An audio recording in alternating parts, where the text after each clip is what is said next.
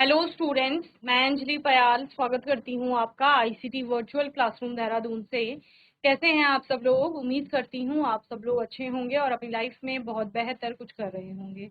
आज हम बात कर रहे हैं क्लास 12th की केमिस्ट्री की और चैप्टर चल रहा है केमिकल काइनेटिक्स, रासायनिक बल गतिकी पर हम लोग बात कर रहे हैं, जिसमें कि लास्ट सेशन में आपने देखा था वेग नियम, वेग व्यंजक के बारे में हम लोग बात कर रहे थे और अभिकारक की सांद्रताएं बदल रही हैं तो उनके जो घातांक थे प्रायोगिक रूप से वो हम कैलकुलेट करना सीख रहे थे जब हमारे पास अभिक्रिया का वेग भी हो। ठीक है ना? जिसमें कि हमने एक एग्जाम्पल यहाँ पर लिया था। एग्जाम्पल था आपका ये वाला, 25 डिग्री सेल्सियस पर एक रासायनिक अभिक्रिया हो रही थी। उस अभिक्रिया में हमने देखा था NO आपका रिएक्ट कर रहा था हाफ Cl2 के साथ और NOCl आपका बना रहा था। ठीक है ना? तीन तरह से सांद्रताएं बदल रही थी। पहले NO की सांद्रता हम देखते हैं 0.05 था, 0.05 था और 0.15 हो जाता है। Cl2 के हमने देखी 0.05, 0.15 फिर 0.05 हो जाता है। रेट आपका पहले 1 था, 1 से 3 हुआ, 3 से 9 हुआ, 10⁻³ था। ओके, फिर हमने तीन समीकरण यहाँ पर निकाली वेग की। ओके, अब हमने क्या बोला था? देखो, अभिक्रिया के लिए जो वेग नियम था वो उस प्रकार था, K into concentration of NO की power x into concentration of Cl2 की पावर 1। ओके, x और y हमें निकालने हैं, तो अब इक्वेशन 3 को डिवाइड करना है 1 से। ये 3 है, वो 1 है। ठीक है ना? तो इक्वेशन 3 को 1 से डिवाइड करना है और दूसरा क्या है, इक्वेशन 2 को 1 से डिवाइड करना है। चलो करिए। इक्वेशन 3 में क्या है? 0.15 की पावर x, 0.05 की power y is equal to n into 10⁻³ ये आपको। तो लिखो 0.015 की पावर x, x की वैल्यू निकलेगी यहाँ से। ठीक है ना? वेग बराबर लिखो 0. NO के लिए देखो, पहले 0.15 है, 15 की पावर x, है ना, अपॉन NO का मान यहाँ कितना है 0.05, 0.05 की पावर x। ठीक है, अब क्या है दूसरा? दूसरा Cl2 है, 0.5 है यहाँ पर भी और यहाँ पर भी। तीसरी वाली इक्वेशन में भी 0.5 है, 0.05 है और पहली वाली में भी 0.05। तो 0.05 ऊपर, 0.05 नीचे और दोनों की पावर y है, तो दोनों एक दूसरे से क्या हो जाएंगे, कैंसिल हो जाएंगे। ठीक है, तो उनको लिखने की यहाँ पर आवश्यकता नहीं है। इज इक्वल टू क्या हो जाएगा यहाँ पर? 9 इंटू 10⁻³ था तीसरी वाली समीकरण में। ठीक है, और पहली वाली में क्या था? रेट 1 इंटू 10⁻³ क्रॉस चेक कर ले। ओके, तो अगर यहाँ से डेसिमल हट जाएगा तो 3 की power x is equal to क्या आ जाएगा आपका? 9। ठीक है ना? तो 9 को आप कैसे लिख सकते हो? 3 की पावर 2 लिख सकते हो। बोलो, 9 को हम कैसे लिख सकते हैं? 3 की घात 2 लिख सकते हैं, 3 का स्क्वायर होता है ना 9। तो क्या लिख सकते हो? 3 की power x is equal to 3 की पावर 2, तो x इज इक्वल टू क्या हो जाएगा? 2। तो x की वैल्यू आपको पता चलेगी 2। ठीक है, अब दूसरा क्या है? इक्वेशन 2 को हमने 1 से डिवाइड करना है। इक्वेशन 2 में आपने क्या देखा? देखो, इक्वेशन 2 में आपका जो NO की कॉन्सेंट्रेशन है वो दोनों जगह समान है, तो इसको लिखने की आवश्यकता नहीं है। यहाँ कॉन्सेंट्रेशन आपकी चेंज हो रही है Cl2। ओके, उसी को हम लोग लिखेंगे।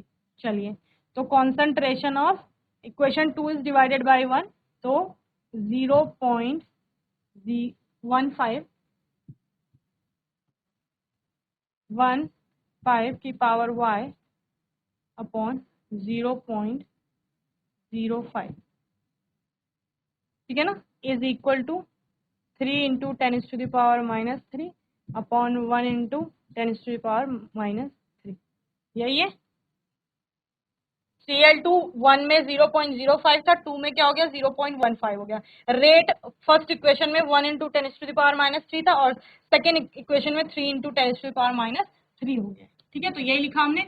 दूसरी इक्वेशन में Cl2 का मान ये था और पहली इक्वेशन में ये, इसकी पावर भी y कर लो, और रेट दूसरी में ये था और पहले में ये।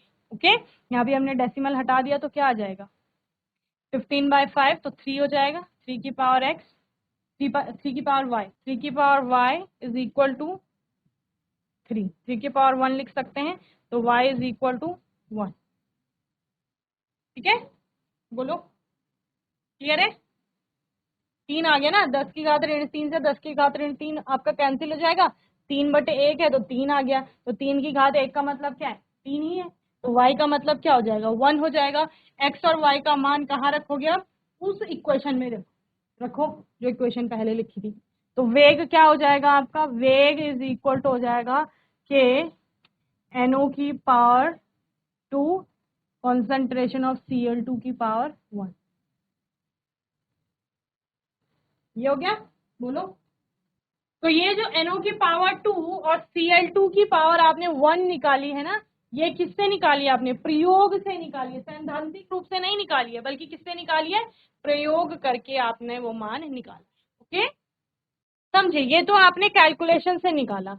अगर हम कैलकुलेशन नहीं करते, इतनी लंबी चौड़ी अगर हम कैलकुलेशन नहीं करते और अगर हम सिर्फ इन मानों को ही देख करके अपना निष्कर्ष निकालते तो किस प्रकार से निकलता, देखिए यहाँ पर क्या हो रहा था, जब नाइट ये आपका NO जो है इसका मान पहले और दूसरे केस में स्थिर था, उस केस में Cl2 का मान क्या हो रहा था, यहाँ पर 3 गुना बढ़ रहा था।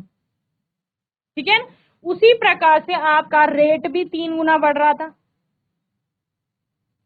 ठीक है, तो जब किसी भी एक अभिकारक की सांद्रता में जितने गुना परिवर्तन होता है उसके वेग में भी उतने ही गुना वृद्धि हो रही है, इसका मतलब उस अभिकारक की सांद्रता की जो घातांक होगा वो 1 होगा।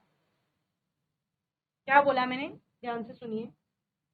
जब आपने किसी एक अभिकारक की सांद्रता में जितने गुना का परिवर्तन किया, जितने गुना की आपने वृद्धि की है, यदि वेग में भी आपके उतने ही गुना वृद्धि हो जाती है, जितनी गुना वृद्धि आपने अभिकारक की सांद्रता में की, वेग में भी सेम उतनी ही वृद्धि होती है, इसका मतलब उस अभिकारक की सांद्रता का जो घातांक होगा वो 1 होगा। समझ रहे हैं? और यदि आपका क्या होता है, घातांक में बहुत अधिक वृद्धि हो रही, समझ रहे हैं ना, तो फिर आप उसी तरीके से उसको क्या करेंगे, कैलकुलेट करेंगे। बोलो समझे? अब यहाँ ये दोनों को हम ले लेते हैं, तो ये दोनों फिक्स हैं, Cl2 का यहाँ और यहाँ फर्स्ट और थर्ड के इसमें मान आपका फिक्स है।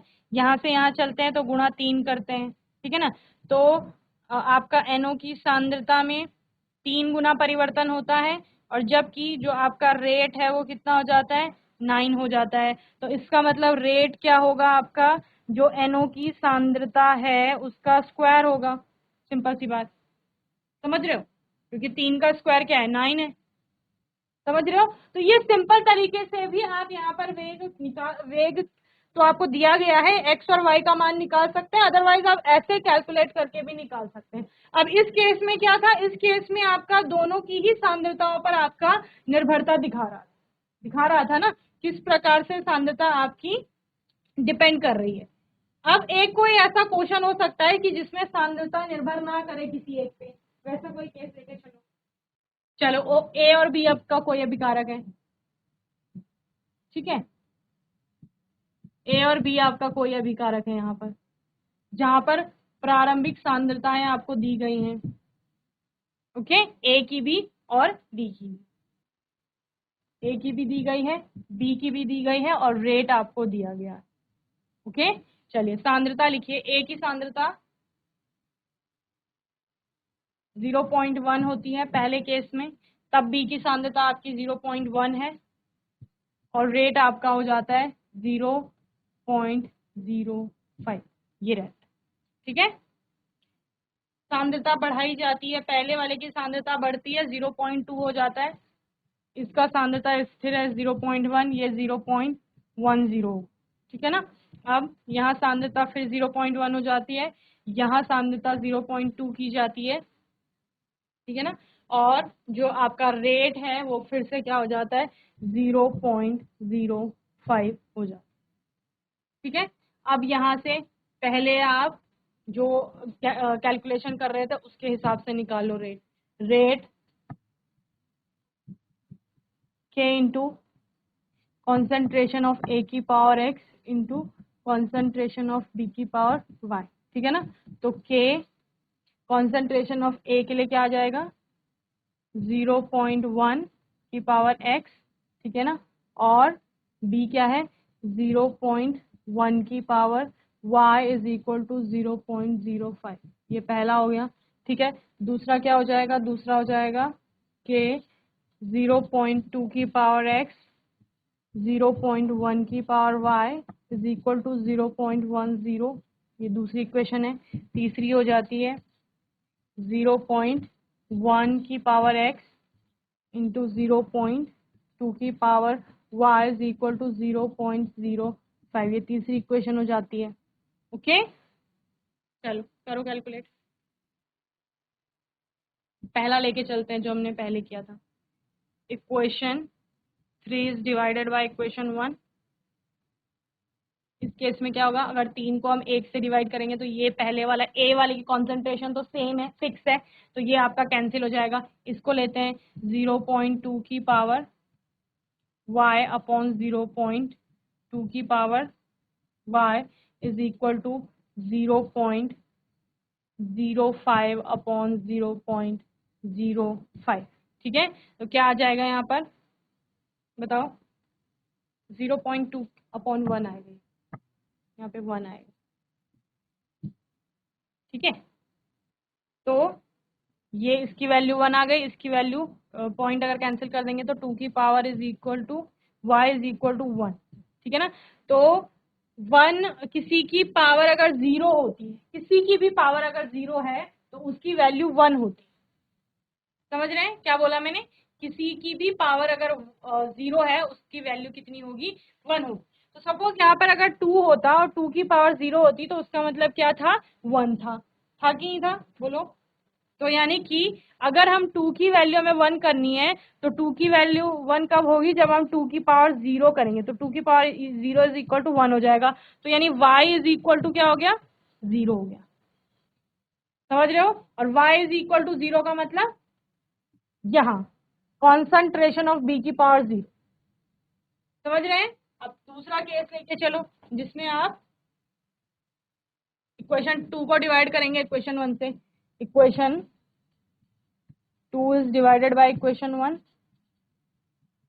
ठीक है। तो 2 में क्या हो रहा है आपका b वाला, यहाँ इसकी कॉन्सेंट्रेशन फिक्स है 0.2 की पावर x अपॉन 0.1 की power x is equal to 0.10 divided by 0.50, ठीक है। तो क्या हो जाएगा 2 की power x is equal to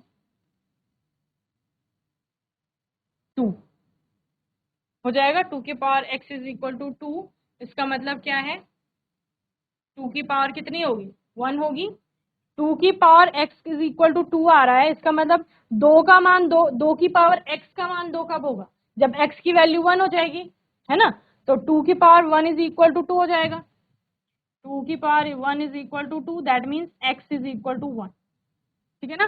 तो अगर इस फॉर्मूले में इस रेट व्यंजक में आप मान लिखते हैं तो रेट इज इक्वल टू क्या हो जाएगा, रेट इज इक्वल टू हो जाएगा आपका k इंटू ए की पावर 1 कॉन्सेंट्रेशन ऑफ b की पावर 0,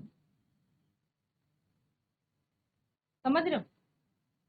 अब इससे क्या समझे, सिंपल सी बात है कि b की पावर 0 आ गई, या यहाँ से अगर आप सिंपल उससे भी देखते हैं तो अगर हम पहले केस में लेकर चलें कि पहला केस आपका क्या है, जब b को हमने फिक्स कर दिया, b फिक्स है आपका पहले और दूसरे केस में, लेकिन a में हमने क्या कर दिया वृद्धि कर दी। a में हमने कितनी वृद्धि की 2 गुना वृद्धि करी, यहाँ पर a में कितनी करी 2 गुना वृद्धि करी, ठीक है ना।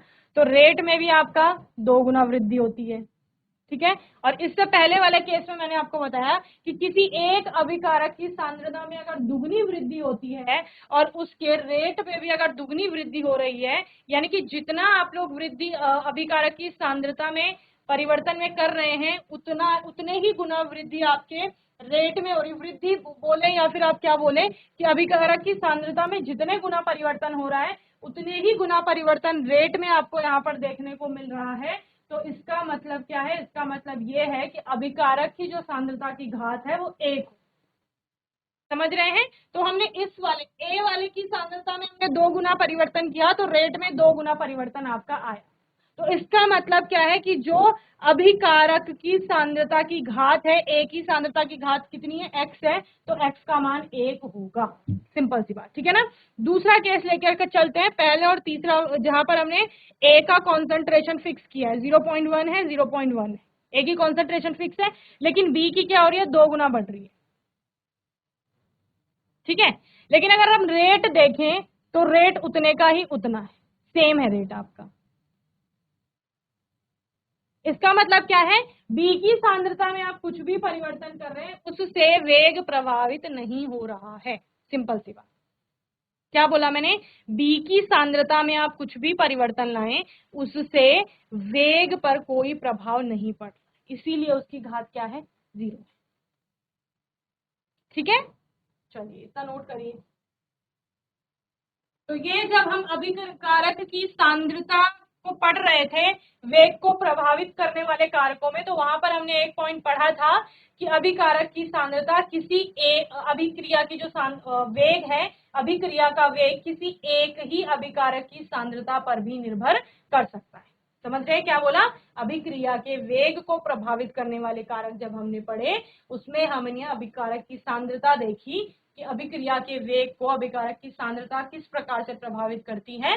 तो आपने पढ़ा कि किसी एक अभिकारक की सांद्रता भी आपका अभिक्रिया के वेग को प्रभावित कर सकती है। और इसका अर्थ क्या है कि अभिक्रिया में अगर दूसरा अभिकारक कोई है तो हो सकता है वो वेग को प्रभावित ना करे। तो वो हमने यहाँ पर देख लिया कि वो दूसरा वाला जो है वो अभिक्रिया के वेग में कोई इफेक्ट नहीं डाल रहा है, जबकि पहला वाला जो है उसको अगर हम उसकी सांद्रता में परिवर्तन ला रहे हैं तो अभिक्रिया का वेग आपका बदल रहा। ठीक है, चलो अब देखो, जितने भी आपने वेग नियम देखे, ये वेग नियम देखा, यहाँ पर अभिकारक की सांद्रता की कुछ ना कुछ अपनी घातें हैं, है ना। इससे पहले आपने जो अभिक्रिया देखी थी ये वाली, इसमें भी अभिकारक की सांद्रताओं की कुछ घातें हैं। उन घातों का जब आप योग निकालते हैं, वेग नियम में अभिकारक की सांद्रताओं की घातांकों का जो योग होता है उसे अभिक्रिया की कोटि कहा जाता है। क्या कहा मैंने? नेक्स्ट टॉपिक है आपका अभिक्रिया की कोटि।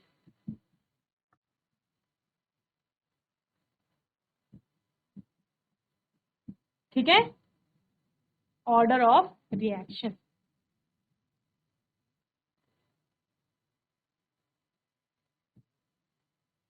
इंपॉर्टेंट टॉपिक है, इससे क्वेश्चन बनता ही बनता है। ठीक है, ऑर्डर ऑफ रिएक्शन लिखिए। वेग नियम में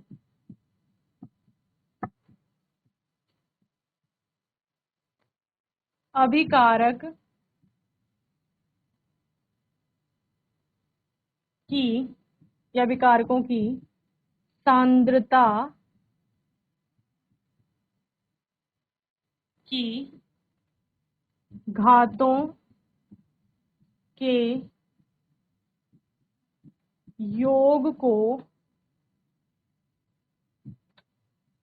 अभिक्रिया की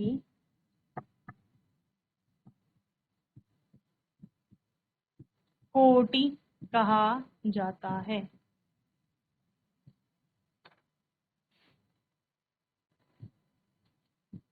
समझ रहे हैं क्या कहा? अभिकारक, वेग नियम में अभिकारकों की सांद्रता की घातों के योग, अभिकारक की जो आप सांद्रता लिख रहे हो ना ब्रैकेट के अंदर, उसकी जो घात है उस घातों का जब आप सम करोगे वो जो होगा वही अभिक्रिया की कोटि उसको कहा जाएगा। ठीक है, तो अभिक्रिया की घातें क्या ले रहे थे आप लोग? एक्स और वाई ले रहे थे। ठीक है, x plus y is equal to n मान लेते हैं, और ये एन क्या है? यही अभिक्रिया की कोटि है।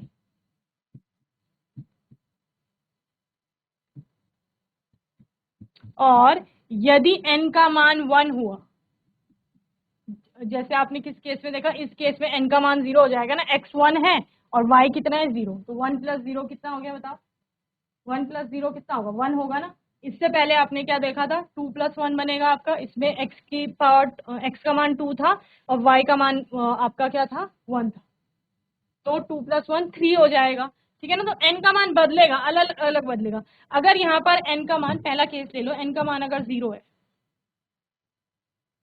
n का मान अगर 0 है तो उसको कहा जाएगा शून्य कोटि अभिक्रिया।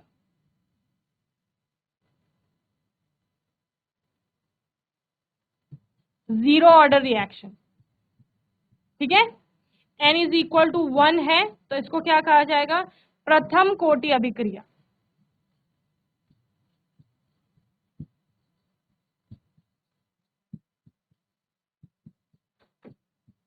ठीक है। n का मान अगर 2 है तो उसको क्या कहा जाएगा, द्वितीय कोटि अभिक्रिया, ठीक है। n का मान अगर 3 है तो उसको क्या कहा जाएगा, तृतीय कोटि अभिक्रिया,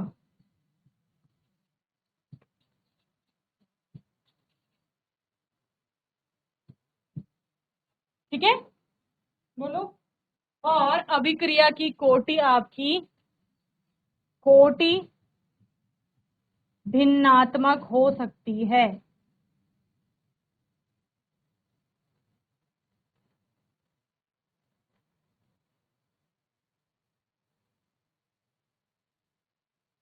और यदि जीरो ऑर्डर रिएक्शन है, का मतलब अभिक्रिया की कोटि शून्य आ रही है, जितने भी आपके अभिकारक हैं उनकी सांद्रता के घात सारे शून्य हैं, इसका मतलब क्या है, देखो इससे पहले वाला केस देखा था आपने, बी की पावर जब 0 आ रही थी, कॉन्सेंट्रेशन ऑफ बी की पावर 0 है, यानी कि बी की सांद्रता पर निर्भर नहीं कर रहा था अभिक्रिया का वेग। और अगर ऐसा ही ए के साथ भी हो जाता कि ए की पावर भी 0 है, या जितने अभिकारक अभिक्रिया में हैं पार्टिसिपेट करने वाले, सबकी सांद्रताओं की घात 0 हो जाएगी, इसका मतलब क्या है, इसका मतलब है, इसका अर्थ है कि अभिक्रिया की कोटि 0 है, अर्थात जो अभिक्रिया का वेग होगा वो अभिकारकों की सांद्रता पर निर्भर नहीं करना। समझ रहे हैं। तो यही मैंने आपको बताया था जब हम अभिकारक की सांद्रता पढ़ रहे थे, अभिक्रिया के वेग को प्रभावित करने वाले कारकों में, कि कोई अभिक्रिया ऐसी हो सकती है कि अभिकारक की सांद्रता घटाने या बढ़ाने से उस अभिक्रिया के वेग पर कोई प्रभाव नहीं पड़ेगा। तो ऐसा केस आएगा जब हम जीरो ऑर्डर रिएक्शंस को पढ़ें। ओके, इतना नोट करिए। चलिए, तो आने वाले सेशन में हम कुछ और नए टॉपिक्स पर बात करेंगे। बाकी आपका कोई भी डाउट होगा, क्वेश्चन होगा तो आप लोग सेशन में पूछ लेंगे। और तब तक के लिए आईसीटी वर्चुअल क्लासरूम से जुड़ने के लिए धन्यवाद।